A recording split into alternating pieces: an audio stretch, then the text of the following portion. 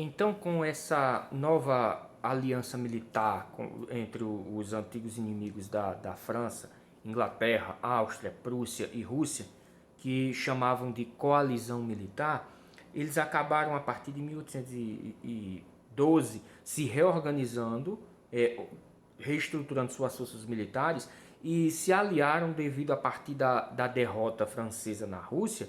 Eles se realinharam militarmente, chegando ao ano de 1814 e conseguindo derrotar as tropas francesas, invadindo o território francês. Isso acabou gerando a grande derrocada dos exércitos franceses diante das invasões estrangeiras.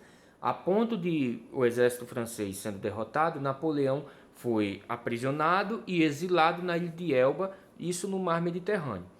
E o trono francês, que antes era ocupado pelo rei morto no processo revolucionário, Luís XVI, esse trono foi entregue ao seu herdeiro legítimo, que era um de seus irmãos, que passou a receber o título de Rei Luís XVIII. Só que dias se passaram e Napoleão Bonaparte conseguiu de alguma forma fugir de sua prisão, fugir de seu exílio obrigatório e conseguiu voltar à França e reassumir o poder. Que justamente esse governo ficou conhecido como governo dos 100 dias, porque foi o período em que, de alguma forma, Napoleão permaneceu sob o governo francês, porque ele tinha ainda bastante apoio popular, além do controle sobre o exército e ainda mais as alianças com a burguesia. Mas justamente esse governo ele realinhou as tropas francesas, mas foi novamente derrotado, justamente por uma nova coalizão das forças europeias, que impuseram uma grande derrota e acabaram de fato aprisionando totalmente o imperador francês Napoleão.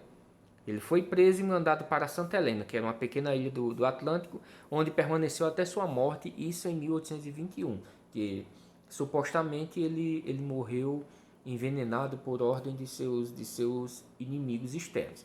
É importante ressaltarmos também que essa coalizão militar que iniciou-se ou voltou a se organizar a partir da derrota francesa na Rússia, eles também contaram com a ajuda de combatentes de diversas regiões que haviam sido controladas pelos franceses. Começou a ocorrer revoltas contra o domínio francês na Espanha, na Bélgica, na Holanda, nos reinos que deram origem à Itália. Também existiram importantes movimentos contra o domínio dos exércitos franceses. Isso acabou gerando uma organização a nível continental contra a França. E esses foram os principais fatores que acabaram proporcionando assim a derrota da França nesses últimos momentos. Aí justamente logo após a vitória sobre a França, os países vencedores começaram a se reunir para tratar dos assuntos da política externa europeia e o andamento do qual passaria a ocorrer a Europa a partir da derrota final dos exércitos de Napoleão. As nações vencedoras, que foram a Inglaterra, a Áustria, a Rússia e a Prússia, se reuniram numa reunião entre os países europeus chamado de Congresso de Viena, por ter ocorrido lá na capital da Áustria entre 1814 e 1815, que tinham a intenção de decidir os rumos da Europa.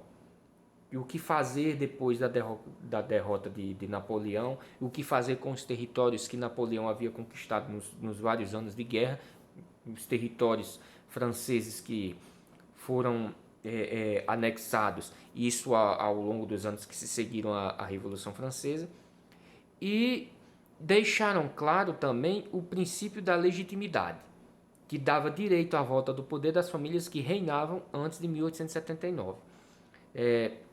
O que quer dizer esse 1879? Não, desculpem, essa data aí está incorreta, é para ser 1789. O 8 e o 7 foram de alguma forma trocados aí na digitação. A data correta é 1789, o ano correto.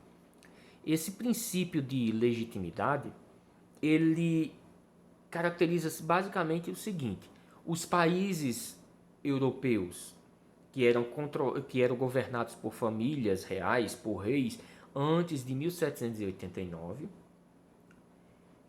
eles voltariam a ter suas famílias reais, voltariam a ter os seus governos de antes da Revolução Francesa. Por exemplo, a Espanha havia sido modificada, o rei tinha sido colocado no comando um parente de Napoleão Bonaparte, isso no trono espanhol.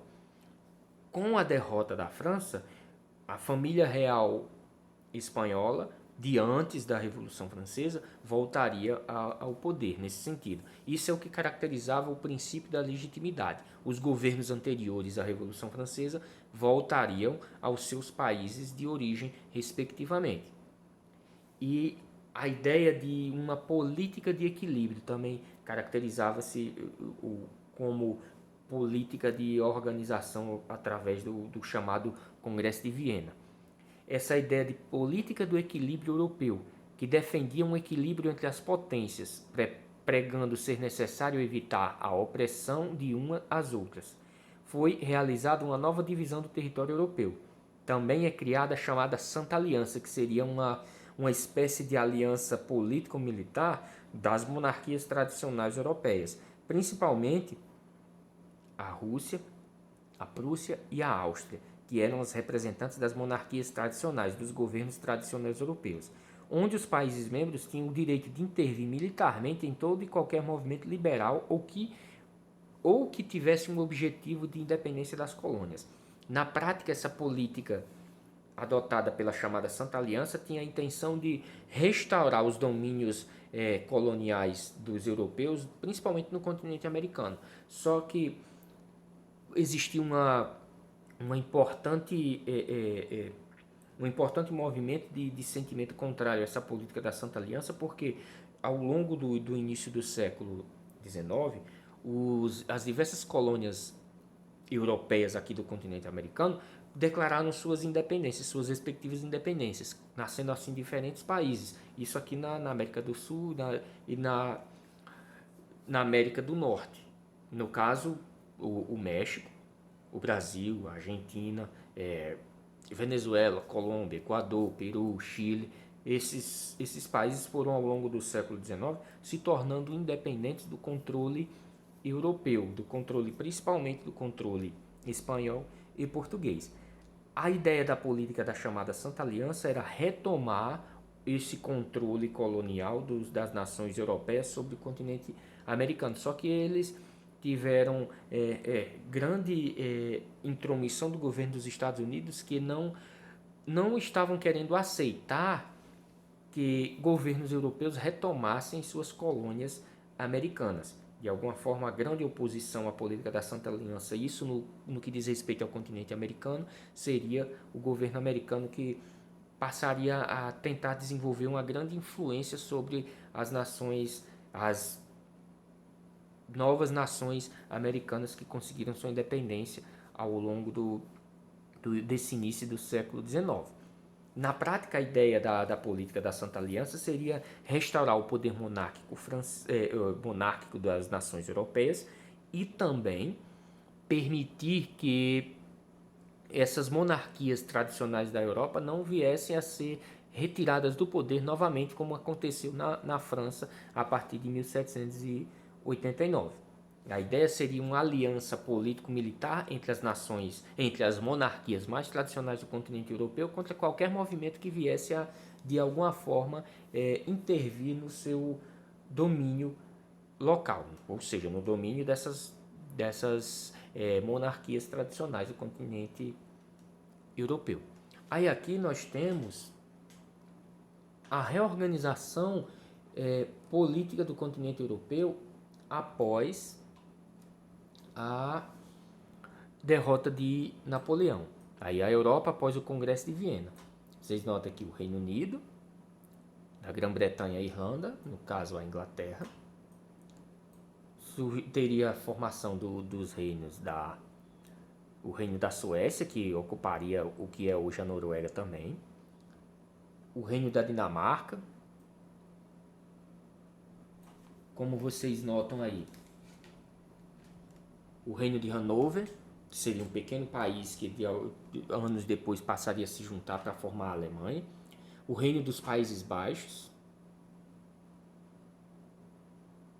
aí o Reino da Baviera, onde hoje também seria parte da Alemanha, o Império Austríaco, o Reino da Saxônia, a Prússia, que seria importante nação que mais tarde representaria a formação da Alemanha, o Reino da França, bastante diminuído em relação ao passado, os estados da Igreja, os chamados estados pontifícios, que no caso aqui representa o Vaticano, o domínio da Igreja, isso aqui são os domínios do Papa, o Reino das Duas Sicílias, Reino de Portugal, Reino da Espanha e o Império Russo. Basicamente, a chamada Santa Aliança teria como principais países formadores os impérios, o Império Russo, o Reino da Prússia e o Império Austríaco, no caso. Seriam os três principais representantes da Santa Aliança: Rússia, Prússia e Áustria. Outros países entrariam, mas entrariam mais por um sentido de organização monárquica. A ideia da Santa Aliança seria permitir uma formação monárquica que viesse a de alguma forma, proteger os interesses das monarquias tradicionais europeias, tendo principalmente a força dessas três grandes nações, Rússia, Prússia e Áustria.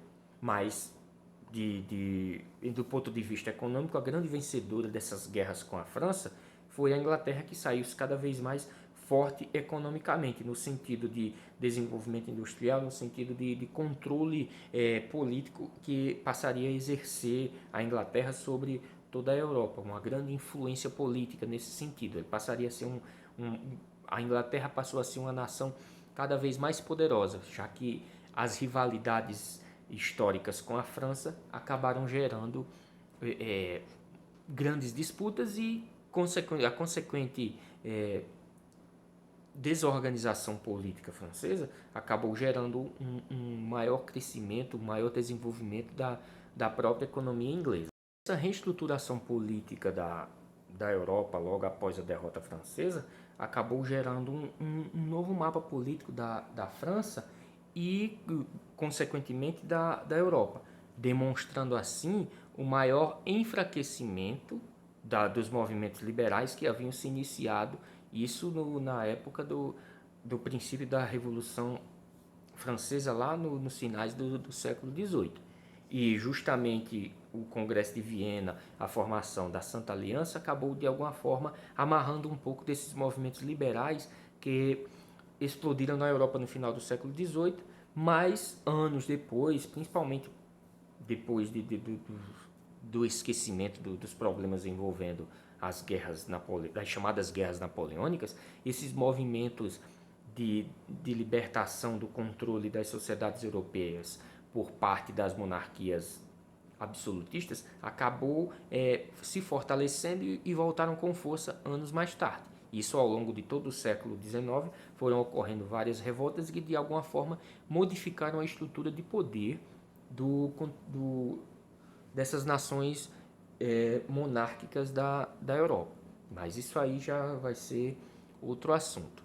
Basicamente, essa era a nossa parte aqui sobre a França da era napoleônica, representando assim o fim desse assunto tratado como a chamada Revolução Francesa, que a importância desse movimento acabou gerando um processo de transformação das estruturas políticas, não somente da França, mas no geral de toda a Europa.